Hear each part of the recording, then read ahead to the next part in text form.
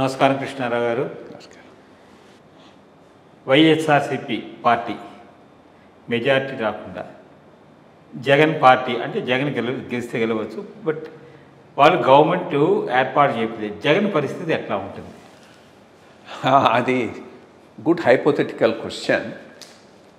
Let's అది రెండు రకాల చూద్దాము. ఫస్ట్, స్టేట్ గవర్నమెంట్ అయితే 100% అతని మీద వెళ్ళిపోతుంది. ఎందుకంటే చంద్రబాబు నాయుడు గారికి కోపం ఉంది, పవన్ కళ్యాణ్ గారికి కూడా ఈక్వల్ కోపం ఉంది. సో అతన్ని స్పేర్ చేయరు. అండ్ ఎన్ని కేసు ఆయన మీద ఆల్రెడీ కేసెస్ ఉన్నాయి అండ్ అడ్వాన్స్డ్ స్టేజ్లో ఉన్నాయి. రెండోది అవినాష్ కేసు, ఈ కేసు అవి కూడా కొంత సబ్స్టాన్షియల్ కోడికత్తి కేసు ఇవి ఉన్నాయి.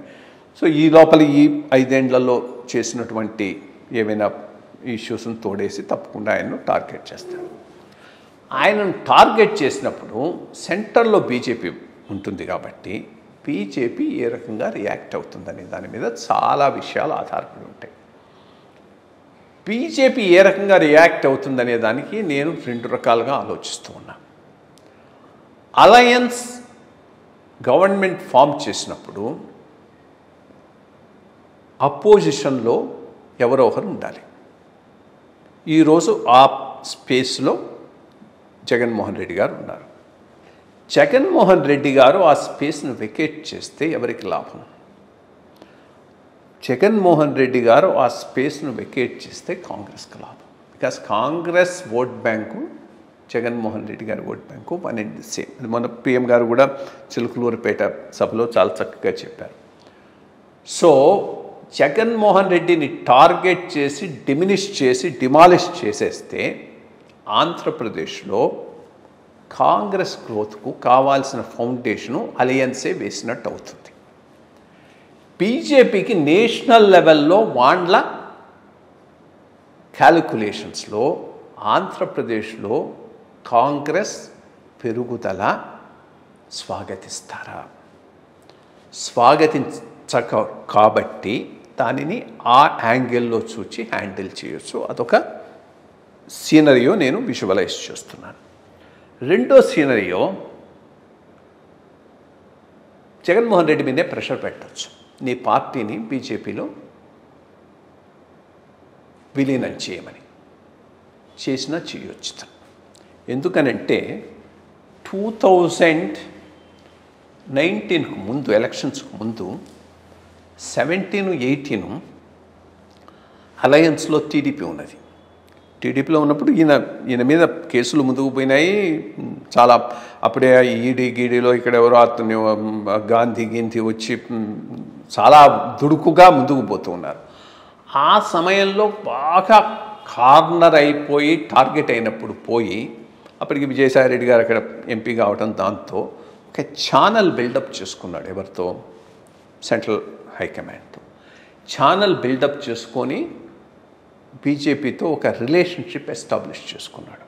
ఆ రిలేషన్షిప్ ఎస్టాబ్లిష్ చేసుకోవడానికి పోయినప్పుడే నీ పార్టీని కలిపేయమని వాళ్ళు అడిగారు.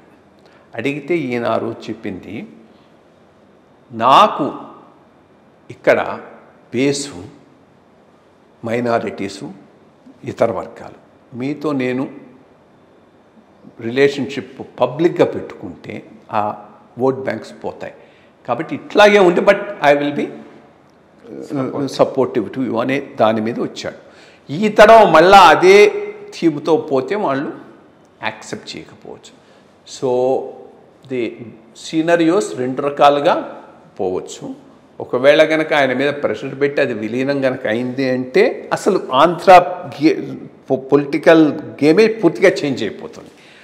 ఆయన విలీనం చేయకపోయినా చాలామంది ఆయన పార్టీలో ఉన్న వాళ్ళు కూడా వచ్చేయచ్చు. So that's also a possibility which we can think of.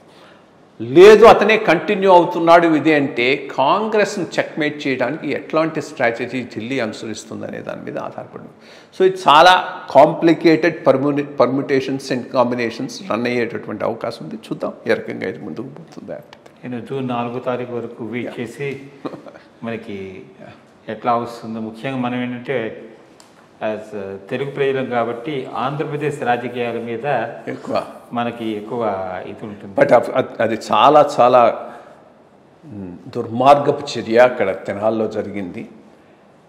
ఇది ఇది ఈ ఈ ఈ ప్రజాప్రతినిధులు అంతా తామే అనుకునేటటువంటి ఆ అహంభావానికి అది ఒక పెద్ద ప్రతీక.